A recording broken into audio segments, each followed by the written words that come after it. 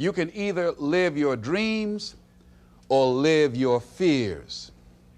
And I think the majority of people actually are not living their dreams, but are living their fears. So I want to ask you a question.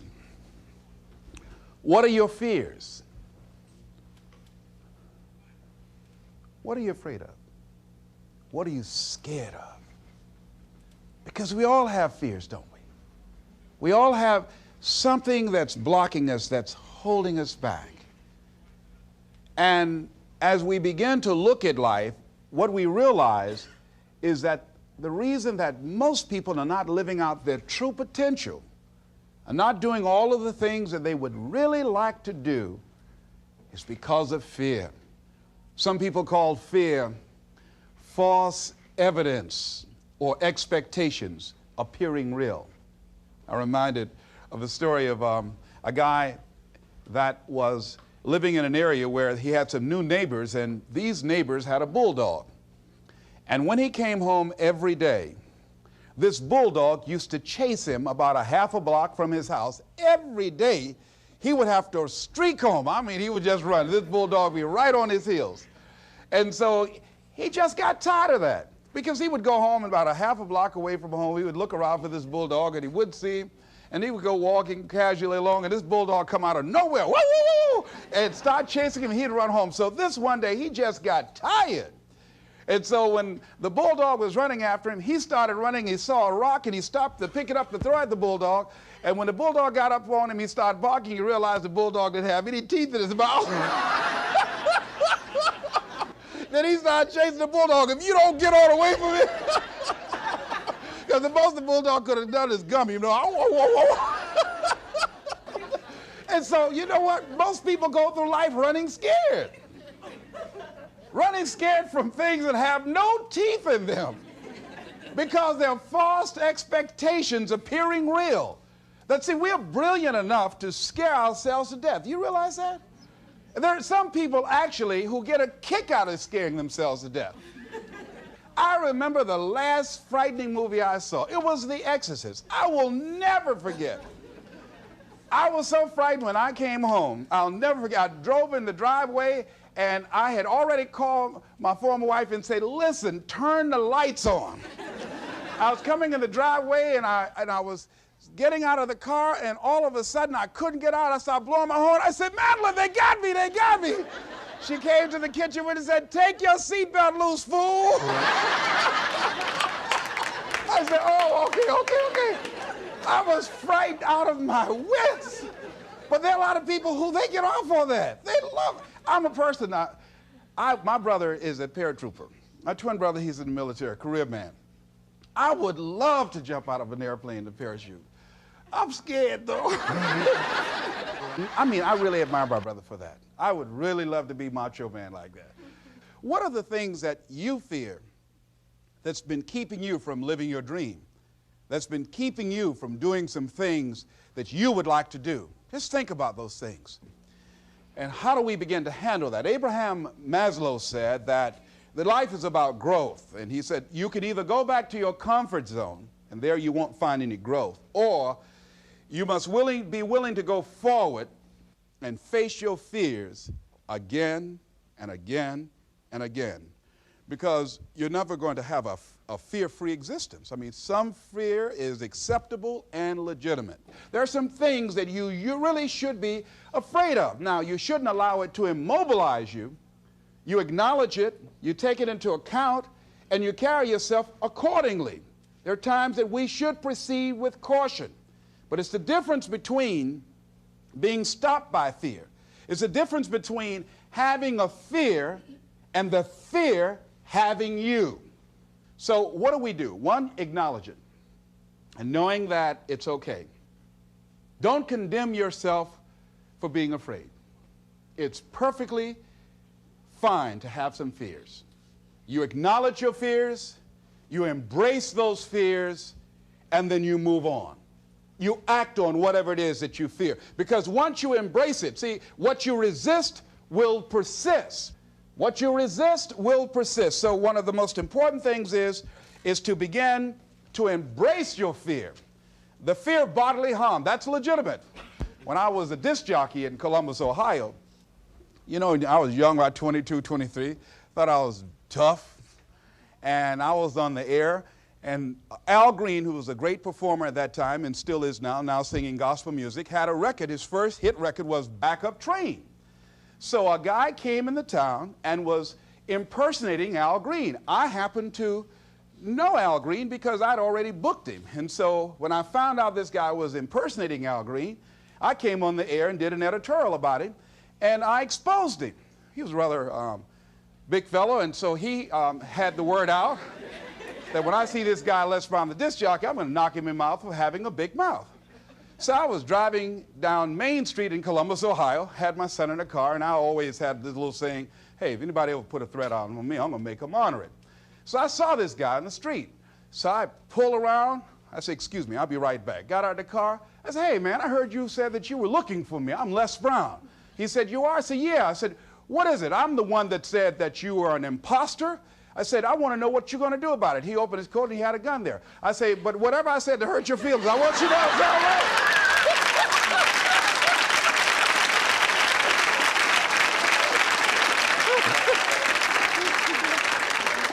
right. Acknowledge your fears, carry yourself accordingly, and do what makes sense for you. Well, one major fear I've always had is a fear of the dentist. And this fear had me. I didn't have that fear. And what really reinforced it, you got to watch things that can feed your fear. I saw a movie that most people would not remember. This movie was starring Dustin Hoffman. It's called The Marathon Man, with Laurence Olivier. When he's trying to get a confession out of here. And he took this drill out. Let me tell you something. When he went in Dustin Hoffman's mouth with that drill, I had $1 worth of popcorn. That popcorn went everywhere. Oh! Do you know I could not go to the dentist for 5 years? I had left broadcasting, went to the Ohio legislature, had an impacted wisdom tooth. Now that hurts. And I would call, and as soon as the people would answer the phone, I would hang up. That's how frightened I was. Dr. Hamler's office, boom, I'd hang up. Then I got to the point where I could just ask for an appointment. Hello? And I wouldn't give my real name. Because I knew I wasn't going to keep it. I'd give anybody's name, Joe Jiggly Jim, it didn't matter. Then pretty soon I got to the point where I could give my name. It was about 4 years after that, you know. I said, my name is Les Brown. Then I would call back and say, look here, due to my legislative agenda, I won't be able to make it. So the lady finally said on the phone, she said, you're scared, aren't you? I said, no, I'm not. She said, then why don't you come in? I said, that's none of your business. She said, you're not coming in because you're scared. I wish you just would not waste our time. And she hung up. I said, you have no right to do that to people like me, you know? So finally, to make it long and short of it, I was hurting so bad, I said, wait a minute, I've got to do something. And I said, what am I afraid of? Go there and handle it. I said, man, I said, Dr. Hamler, I just can't hear this drill. I mean, if you can do whatever, I don't need to hear this drill, that sound, you know, that's what gets me, that drill. Don't pull that drill out on me. He said, just calm down, calm down. And it wasn't really bad as I thought it was. One of the things you find out that when you face your fears, it's not as bad as you think it is. And when people tell you, I just can't do it, I can't handle it, I mean, really, I can't handle it, what they're envisioning is that they're not going to be here. They're going to clock out like you're going to die.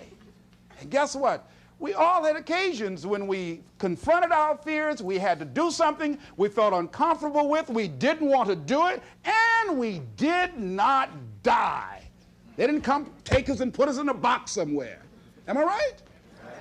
So what we've got to begin to do, how do we handle that? What's the process? Because it's all up in here. One, I think, is imagine the worst case scenario. I just imagine that he went in my mouth and with this drill and that I just croaked out. Then I imagine, that's the worst case scenario. Then I had another technique I used. Visualize yourself being more than able and capable of handling it. And I used to have a tremendous inferiority complex about speaking before people that I felt who had more going for them than I did. Because I'm not college trained, I used to feel that college people were the most intelligent people on the planet. And there was nothing I had to say for them. And what will they listen to me for? That's the way I felt. And so I had to visualize myself speaking before them, speaking before various audiences that had more going for them than I did, and realize and appreciate my own value and that I was a worthwhile person, even though I didn't have all going for me. I didn't have the money, I didn't have the education that they had. So part of the process is seeing yourself, being worthy, being capable, having what you need to make you a worthwhile person, and that you're more than able, and that you deserve to be listened to, or you deserve to have that dream and that passion and whatever it is that you see and envision there. You've got to see it in your mind's eye and know that you've got what it takes. Repeat after me, please. I must see in my mind's eye. See myself. Confronting my fears. Handling my fears. I'm more than able. Shake somebody's hand on your right and left and say, you got the right stuff.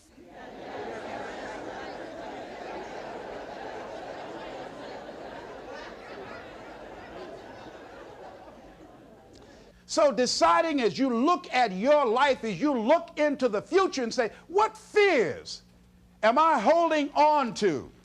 What fears that I'm allowing to imprison me, that's keeping me from breaking out, that's keeping me from living up to my true potential, that's keeping me from really being happy, that's keeping me from having a sense of adventure and excitement in my life? What's keeping me from controlling my destiny? What fears that I'm giving that permission to? Notice what I said, that we must give our permission to fear to immobilize us. Because whatever discomfort you experience, whatever challenges or difficulty that it is, you got to handle it. Got to go up in there and wrestle with it. Will it be easy? No. Will it be challenging? Yes. A friend of mine who's going into recovery. He's been addicted to crack cocaine for years and alcohol. And he was talking about how challenging it was and why he was dreading going into cold turkey. I said, what do you want me to tell you? That it's going to be a picnic? No, it's not. It's going to kick your butt? Yes, it is. Are you going to want to die? Yes, that's a part of it. But that's just what you must go through in order to get where you want to go. And guess what? You are strong enough to do it. You're strong enough, and your life is worth whatever you have to go through to get past this addiction. Whatever you have to do. This dream you got, whatever you want to do, will it be easy to just run out there and do it? No. Will it happen overnight? No. Will it be a struggle? Yes. Will there be times when you can't make ends meet? Yes, that's a part of it. Will there be times you won't know what to do? Yes, that's a part of it. Will you have some opposition? Will things go wrong sometimes? You will have many visits from Murphy. Now, if you're saying, well, who's Murphy? Don't worry.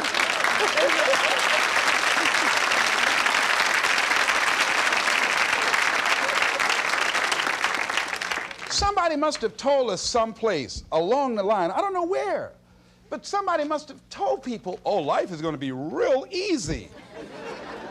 No. If they told you that, I've got a special announcement. They lied. I'll never forget. I had a special piece of legislation I wanted to get passed, and I said to a guy, I said, look here, can I count on your vote? He said, yes. And look here, if I can't count on it, let me know. There's another guy that owes me a chip, and I can call on that. And I won't need your vote, but I do need it. If you say you're going to do it, do it. He said, you can count on it. Legislation came up. He voted against my bill. My bill passed. I went back to him and said, hey, I told you I needed the vote, but if you couldn't give it up, let me know. I would get somebody else. I said, why did you tell me? He said, I lied. I was in shock. How many of you that life just wore you out? That you didn't expect that? You thought you'd go to school, get good grades, get a job, and you came out here and you'd be able to get a job and live happily ever after, and you say, they lied. Yes, they did. They never told me, you know that song said, Mama told me there'll be days like this? They didn't even tell us that. Isn't that something about life is challenging? I mean, it's some stuff you get out here, you didn't read it in a book nowhere. Didn't nobody warn you that it was going to come down on you like this? That's called life. There are all kind of challenges like that. So what's the next piece is that you accept yourself, then you accept the fear as a fact and not a force.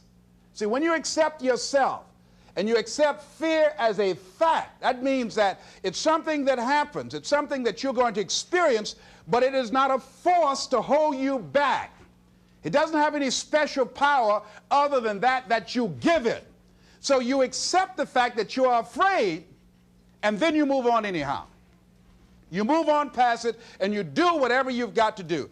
I was at a big motivational rally for a gentleman by the name of Dexter Yeager down in the Carolinas.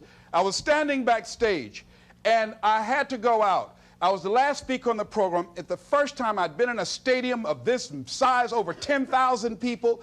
You couldn't see the people because the lights are just blaring in your eyes, called Free Enterprise Day. I was afraid. My heart was beating fast. I was just pacing back and forth. And Dexter said, "Are you all right?" I said, "Yeah." "Yeah, I'm all right." So I said, "Wait a minute, just calm down. Calm yourself. Hold a minute, hold a minute. It's all right, Les. It's all right. All right. Just be as scared as you can be." See, that's why I say embrace that fear. Just try and see how scared you can really get. And start breathing deeper. So the guy came back, he said, "Are you about to die or something?" I said, "No, I'm fine." But after I started embracing it and trying to make myself as afraid as I can get and imagine what's the worst thing that I could go out there and do, my mind go blank and I fade on stage, that's the longer they gave me my check.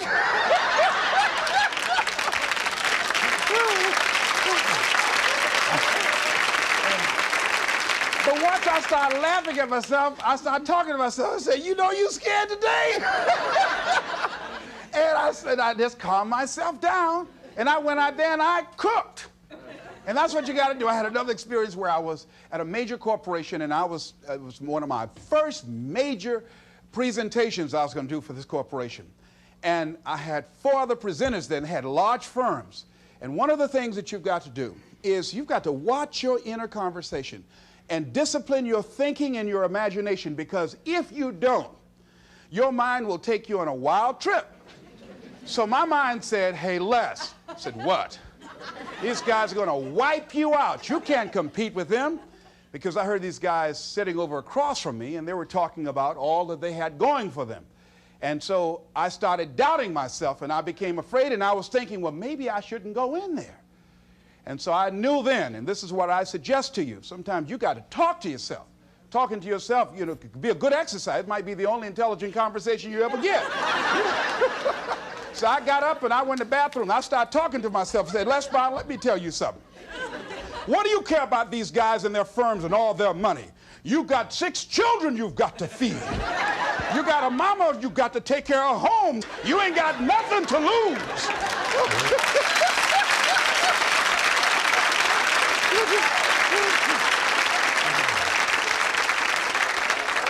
I went in that room and looked at those people. I said, "Don't you do nothing till you hear from me." And I got that contract too. You gotta do that. So when you have your lower self talking to you, telling you what you can't do, part of what you've got to do is be your own motivator. And you can't talk casually to yourself. You can't stand around and say, "Now, you must calm down now." No, that subconscious mind won't hear that.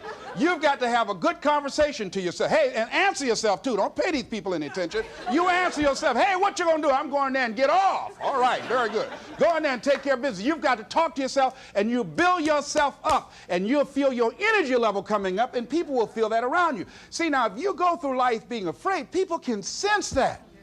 They can pick up that fear. So that's why you've got to stand up inside yourself. I'm reminded of the little boy that was on a bus, and some bigger fellows were picking at him, you know. And so he wanted to move from by them. They were thumping him on the head. And so he stood up just to get from by them, and they would push him back down. And he would stand up again. They push him back down. And he stood up again. They pushed him down, held him down. He said, "You might hold me down, but I'm standing up inside myself." And that's what you got to do in life. See, when you are not filling your life with the things that you are capable of doing. See, we all have some stuff that we've been given. And I don't think that it's optional for us to sit on what we have. See, if you're sitting on what you have, what you've been given, and I think everybody's been given something to bring to the planet, that only you can do that, only you can perform that, only you can initiate that activity. And if you don't do that, if you're not filling in your life with your life work or your mission, then there are gaps in your life. And what we do when we're not living out our true identity, we begin to fill the gaps. We fill the holes with garbage, alcohol, drugs, worry, self-destructive behavior. So when you begin to look at your life and you know that you're not doing what you can do because you have allowed yourself to be held captive by your fears. Now, when you don't have a true appreciation and acceptance for who you are, and you allow yourself to be immobilized by fear, what happens in the process is that you begin to abuse yourself. You begin to sabotage your life, you begin to sabotage your dreams, you begin to unconsciously work against yourself. You become your own worst enemy. So what do you do about that? Well, you begin to realize that your dream and your gifts have so much meaning and so much value for you till your hunger for them will begin to push you past the fear. Your hunger to have them will give you a special drive. As you work on yourself, as you begin to acknowledge your true identity, the true power that you have, the true capacity you have to bring about change, the miracle-working power that you have within yourself to do the things that you want to do. When you take them on, I'm reminded of a man who, this gentleman was doing a special study of a special tribe in Africa, headhunters. And he had difficulty in developing a relationship with these tribesmen because of the fact that he had fear. He had fear they were going to take his head. I tell you, all fears aren't bad. That was a legitimate fear. That was a good fear to give you a headache. So he worked there for a long time with no effort, no progress in developing a relationship and rapport and being able to achieve a level of trust. So finally one night while he was in bed, he was thinking about it. I said, what is it that you came here to do? What is your life work as a missionary? He said, I wanted to study these tribesmen. I said, what's the worst thing that they can do to you? Kill you. And he just decided, hey, this is what I came here to do. I know that there's some risk involved, and I'm going to do it, come what may. He said, I'm not going to be afraid anymore. He went back the next day, and he started doing the work and trying to talk to and interview many of the members of this tribe. And they began to respond to him. They threw out the welcome mat to him. And years later, when people came to see what his progress was, they asked him, how were you able to do this? How did you convert the relationship from being hostile to that of being positive? And he said something I think has value for all of us. He said, when life can no longer threaten you with death, he said, what else is there? What else is there? And the majority of the fears that we have are not life or death fears. They're not those kind of fears. But through our imagination, we blow them out of proportion and we give them more power than they actually have or deserve, and we permit them to govern our lives. We permit them to determine how far we can stretch out on our dreams and discovering our stuff. And as we begin to look at ourselves and begin to, wait a minute, just getting to the point as you assess yourself and begin to prove yourself and just say, wait, hold a minute. I've been sweating this out. What's the worst thing that can happen to me on this? Will it kill me? Will I die? Why am I going through all of these changes over this? How much power does this really have? And am I the one that's feeding the power into it? See, a lot of times we allow ourselves to be fed and to be programmed into being afraid. I mean, you watch the news and read the newspaper, you'll be scared to come out the house. Am I right? You'll be afraid. So what kinds of things, what kinds of thoughts are you feeding your consciousness? What kind of things are you putting in your mind that will enable you to either move forward or to justify why you're staying where you are? Another piece that I look at, that when I finally decided that I was going to go to the dentist, the pain was so great. I couldn't hold out any longer. All of a sudden, the fear didn't matter. I can't but take me. Now, some people need fear, you know. Have a friend that we told him, hey, man, you know, you need to lose some weight. You're getting overweight and out of shape, and at our age, we need to have a regular program. And Bud said, man, I've been fat since I was a little boy. I'm big bone. I've never seen a fat skeleton, though, you know. Well, Bud became ill. How many of you ever seen a fat skeleton? Raise your hand. All right. Bud became ill, passed out, and I was there, and the doctor was talking to him. And Bud, I think, was going to go right back to same old eating habits and doing everything. You know, they said, look here, you are a diabetic.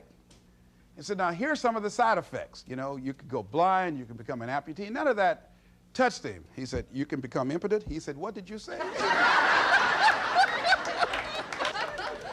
Bud has lost weight. He exercises every day. He's into body sculpturing. 48 years young. He looks great. I can't believe it. But just that one statement made all the difference in the world. Bud is a new man today. So what is it that has to happen to you? Some people don't take corrective measures to improve their health until they get a pronouncement that they're about to die. Then they start, okay, all right, I'm ready to do whatever you want me to do. But they won't do that. They can see people dropping off like flies around them. Well, that's them. You got to go from something. We go through life really blocking ourselves constantly. And fear is one of the greatest instruments that we could use to stifle our true potential. When you begin to look at your life, you can decide to use fear as a blocker, or you can decide to use it as building blocks. That you decide, hey, look here, I'm going to move in this direction. I'm not going to allow anything to stop me from doing what I want to do. Shake somebody's hand on your right and left and say, I'm unstoppable.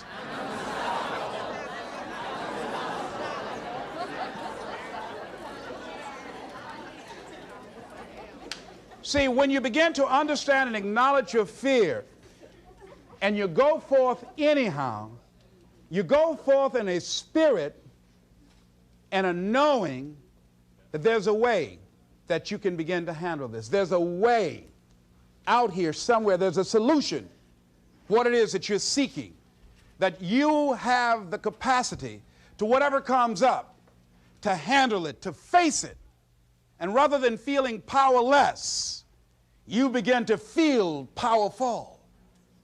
See, when all of the major downsizings that are taking place around this country, there are a lot of people who are biting their fingers in fear that they might lose their jobs. But there are few people who have decided within themselves, I'm going to make it. Some people aren't waiting to be cut. Some people are moving on their own because they feel within themselves, I've got what it takes to make it. They're not afraid about tomorrow because of how they see themselves, because of what they feel that they deserve, because of what they feel that they can create for themselves. Because these people have decided, as they look at the future, as they look at themselves, there's a way. Where there's a will, there's a way for me to begin to create a way out of no way. And when you have that kind of consciousness, when you have that kind of spirit, nothing can stop you. Nothing. What would your life be like as you look toward the future if you decided, I'm not going to allow my fears to stop me? What would your life be like? What would your future be like if you decided to want that which you desire so strongly that it prepares you past your fears, that you experience the fear, as the one book says, feel the fear and do it anyway? What would your life be like? And I'm saying to you that all of us who have been entombed by fear have the capacity to resurrect ourselves and to resurrect our dreams. All of us have the capacity to do that.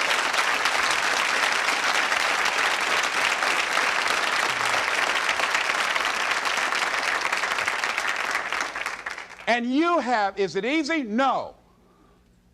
It's not easy. Can I do it? Yes. What's one of the ways to get started? Some of us need somebody to hold our hands. Sometimes we need somebody to help us out.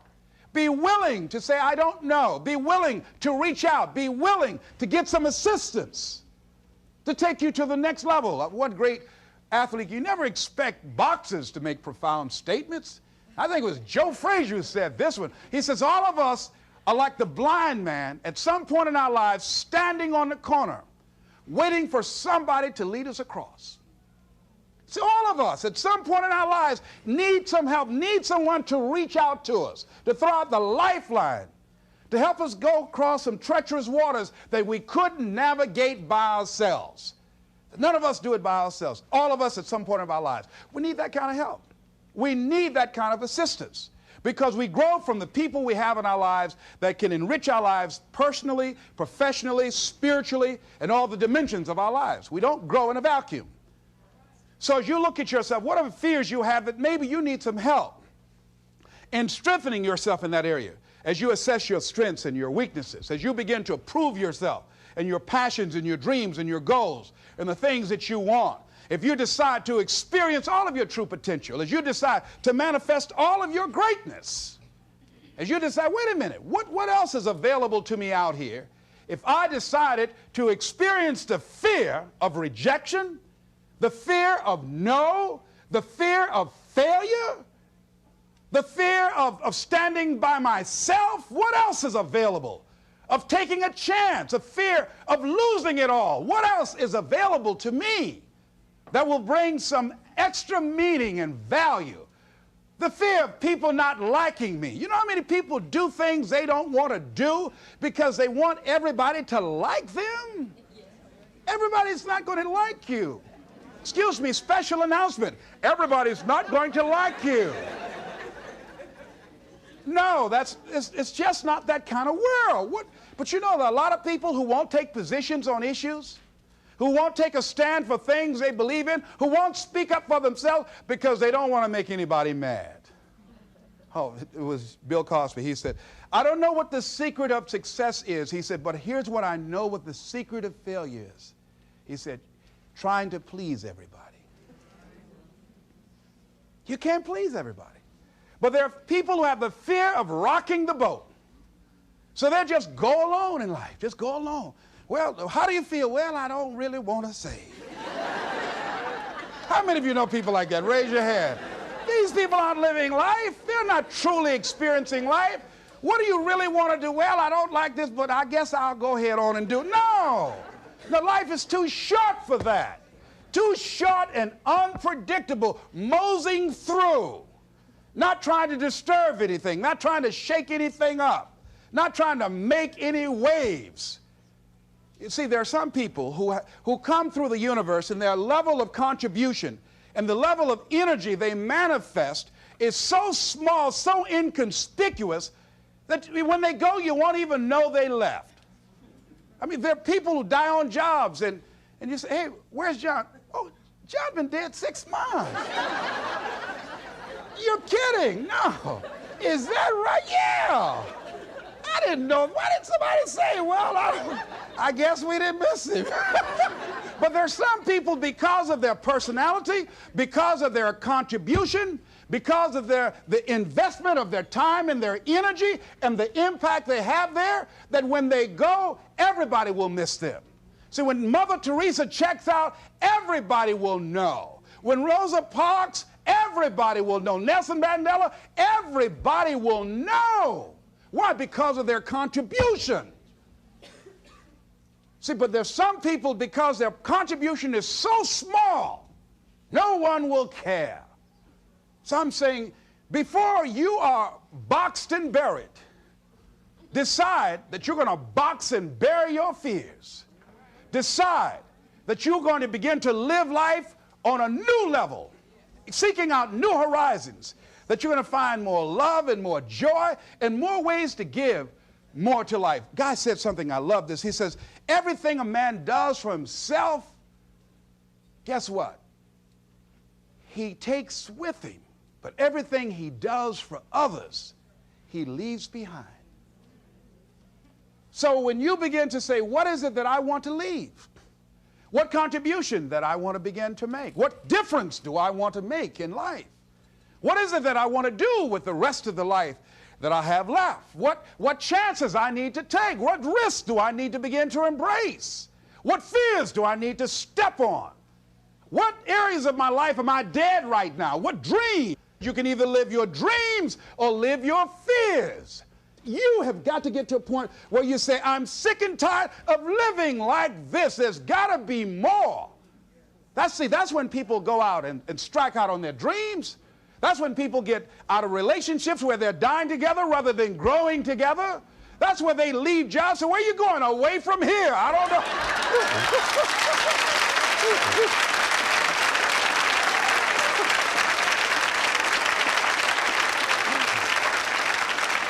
Do you have another job? No, I don't. How are you going to make it? I don't know, but I will. See, you will when you put yourself in that kind of situation. I'm reminded of two frogs that were hopping down the road, and they fell into a bottle of milk. And one was hopping up and down for a while, and he drowned. He just gave up. But this other frog just kept on kicking. He wouldn't give up. He just kept on kicking. And pretty soon he churned that milk into butter, and he walked on out.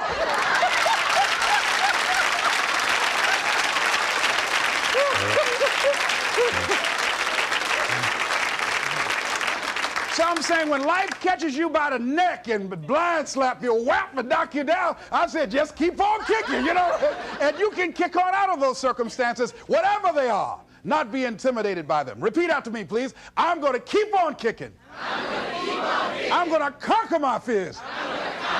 I'm never going to give up. Shake somebody's hand on your right and left and say, keep on, keep it on.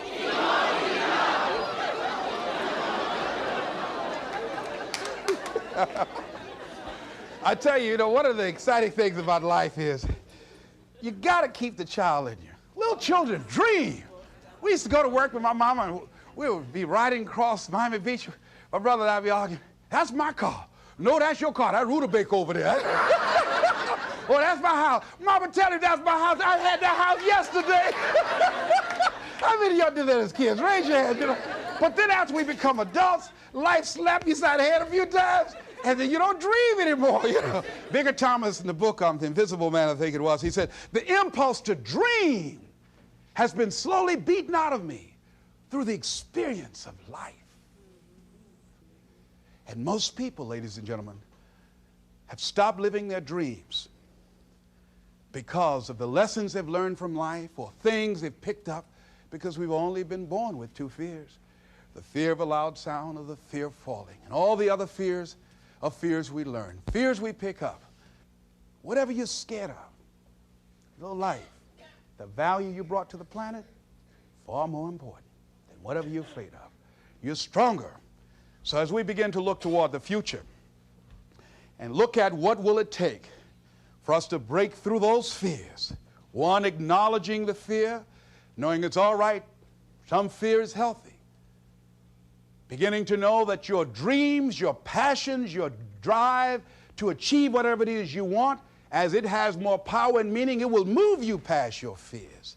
As you begin to feel that you deserve it, your passion and goal is so strong, the fears won't matter. As you begin to trust yourself and put yourself in the situation where you have to make it happen, you will make it happen. Ladies and gentlemen, I don't believe this. I know this from my own life experience.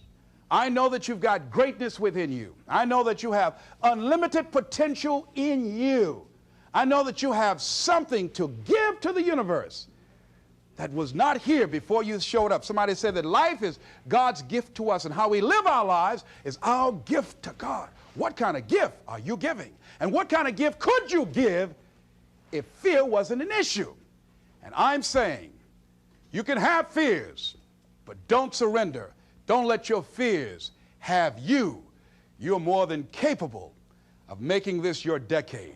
This is Mrs. Mamie Brown's baby boy, Leslie Calvin Brown, saying, it's been a plum-pleasing pleasure as well as a privilege. Thank y'all here.